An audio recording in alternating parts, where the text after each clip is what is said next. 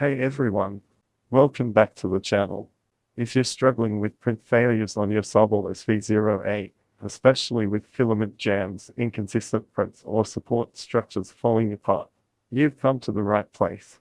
Today, I'll walk you through every solution I've found after a lot of trial and error.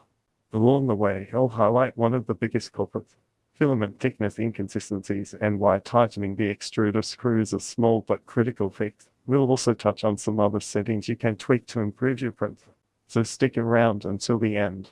Segment 1. The impact of filament thickness. Let's start with the most important issue I've recently discovered. Filament thickness inconsistencies. When working with different filaments, especially multicolor ones, I found that some parts of the spool were thicker than others. While most filament brands market their filaments as 1.75 millimeters, the actual diameter can vary slightly. If the filament is too thick, anything above 1.79 millimeters, it can get stuck or jam in the printer. What happens is that the filament pulls smoothly at first, but when the thicker section reaches the extruder gear, it snags and jams. This can lead to under-extrusion or a complete print failure, where your printer will keep trying to print, but no filament is getting through. To avoid this, I recommend grabbing a caliper and measuring the filament at several points along the spool. This will help you spot any inconsistencies in diameter. The extruder screw, a game-changing adjustment. The other major problem I encountered, and this one took me a while to figure out, was a loose extruder screw. If this screw points to extruder screw isn't tightened correctly, the extruder can't grip the filament tightly enough to feed it smoothly into the hot end.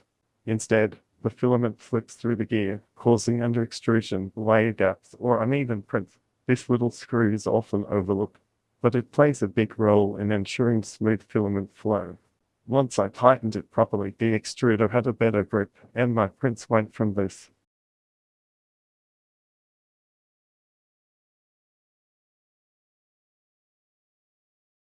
to this.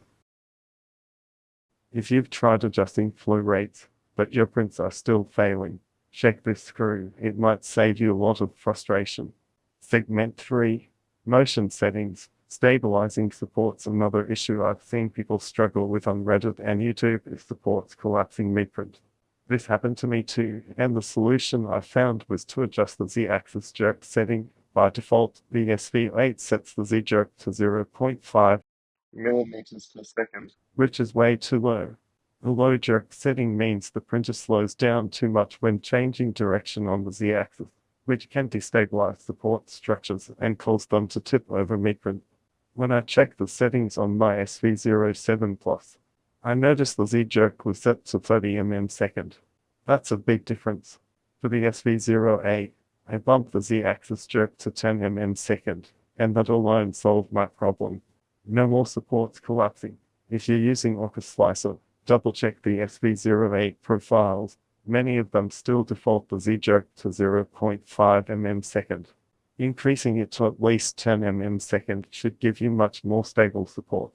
Segment 4. Other troubleshooting attempts. When I first encountered these issues, I thought the problem might be wet filament. I noticed some bubbles in the filament, so I bought a filament dryer and dried my filament for over a week.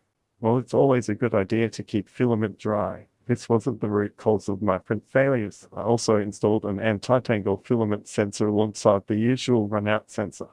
This sensor solved one specific problem. Sometimes, the filament would get stuck near the end of the roll, and the printer wouldn't detect it. Without this sensor, the print would continue running with no filament extruding, which led to wasted prints. If you've ever had prints fail because the filament ran out unnoticed, I highly recommend adding this sensor to your setup. Segment 5. My printer setup overview. Just to give you a sense of my setup, I've got dual cameras, one stock and one upgraded. I also added an enclosure with glass doors and side panels, which helps stabilize the print environment. There's a fan at the back for better airflow, and I even upgraded the screen. Now both the original and the new screen work perfectly together with everything dialed in. I finally managed to print this using PETG filament, and it came out beautifully. Segment 6. Recap and final thoughts. If you're having trouble with your Sobel SV08, here's a quick recap of the solutions that worked for me. 1. Measure your filament thickness. Anything over 1.79 millimeters can cause jams too. Tighten the extruder screw to prevent filament slipping and under extrusion 3. Adjust the Z-axis jerk to 10 mm/second to stabilize supports and avoid print failures. 4.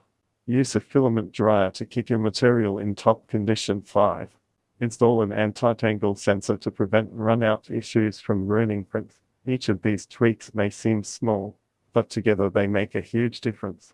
If you're struggling with failed prints, definitely give these tips a try.